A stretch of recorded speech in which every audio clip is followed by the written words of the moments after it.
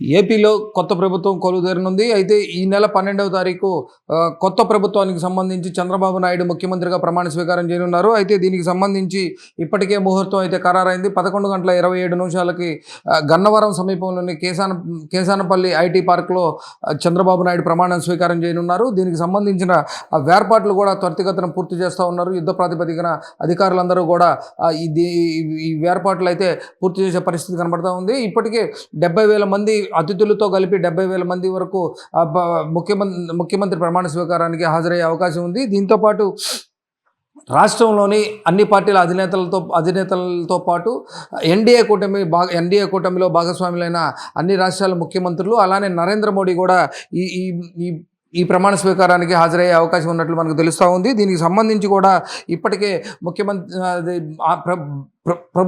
ప్రభుత్వానికి సంబంధించిన అధికారులందరూ కూడా దానికి సంబంధించి ఆహ్వాన పత్రాలను అయితే రెడీ చేయడం జరిగింది. ఇప్పటికే ఆహ్వాన పత్రాలు కొంతమందికి పంపించినట్లుగా కూడా తెలుస్తూ ఉంది. అయితే ఈ నెల 12 అంటే ఈ నెల 12వ తారీఖున జరిగే ప్రమాణ స్వీకారానికి అంటే ఎక్కడైతే ప్రమాణ స్వీకారం మామూలుగా రాజ్భవన్లో నిర్వహిస్తారు, అలా కాకుండా రాజ్భవన్లో కాకుండా ప్రజల సమక్షంలో ప్రజాప్రభుత్వాన్ని ఏర్పాటు చేయాలనే తలంపుతోనే చంద్రబాబు నాయుడు గన్నవరం సమీపంలోని కేసానపల్లి ఐటీ పార్క్లో దీనికి సంబంధించి ప్రమాణ స్వీకార మహోత్సవానికి సంబంధించి ఒక వేదికనైతే ఏర్పాటు చేయడం జరుగుతుంది. ఇక్కడికి 70,000 మంది సుమారు అతిథులతో పాటు అందరూ కూడా పాల్గొనే అవకాశం ఉంది.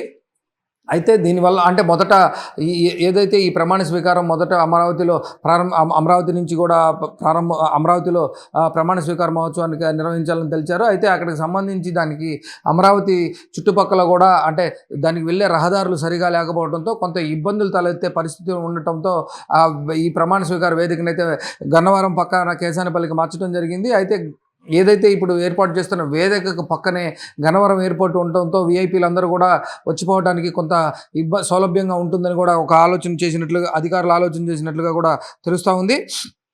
అయితే ఇదంతా కూడా అంటే ఈ నెల 12 ఉదయం 11:27 చంద్రబాబు నాయుడు ప్రమాణ స్వీకారం చేయనున్న నేపథ్యంలో ప్రధానమంత్రి మోడీతో సహా ఎన్డీఏ భాగస్వామ్య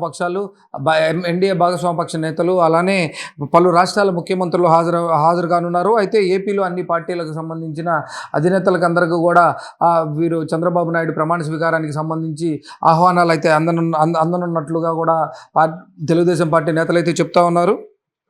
జగన్ కూడా ఈ కార్యక్రమానికి ఆహ్వానిస్తున్నట్లు కూడా టీడీపీ పార్టీకి సంబంధించిన వర్గాలు అయితే మనకు తెలియజేస్తూ ఉన్నాయి. అయితే జగన్ ఈ కార్యక్రమానికి హాజరవుతారా లేదా అనేది కొంత అంటే తెలియాల్సిన పరిస్థితి అయితే ఉంది.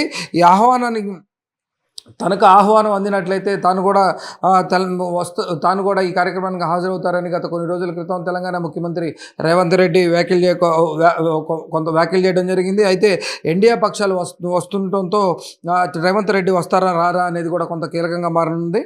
అయితే మోడీ ఈ ప్రమాణ స్వీకారానికి వస్తున్న మోడీ ఆంధ్రప్రదేశ్కి ఏం చేస్తారు అనే దాని మీద కొంత సర్వత్రా ఆంధ్రప్రదేశ్లో ఉత్కంఠ తట్టే నెలకొని ఉన్నది. ఇప్పుడు అంటే దాని మీద కూడా కొంత భారీగా టీడీపీకి శ్రేణులు కావచ్చు, అలానే ఆంధ్రప్రదేశ్ ప్రజలు కావచ్చు, టీడీపీ నాయకులు కావచ్చు, వీరందరూ కూడా మోడీ వస్తున్నారు అంటే ప్రమాణ స్వీకార మహోత్సవానికి మోడీ రానున్న నేపథ్యంలో భారీగా ఆశలు అయితే పెంచుకున్న నేపథ్యం మనకు కనబడతా ఉంది. మోడీ ఈ ప్రమాణ స్వీకార మహోత్సవంలో కీలక ప్రకటనలు చేసే అవకాశాలు కూడా ఉన్నాయని మనకు తెలుస్తూ ఉంది. అయితే ఏదైతే గతంలో పోలవరానికి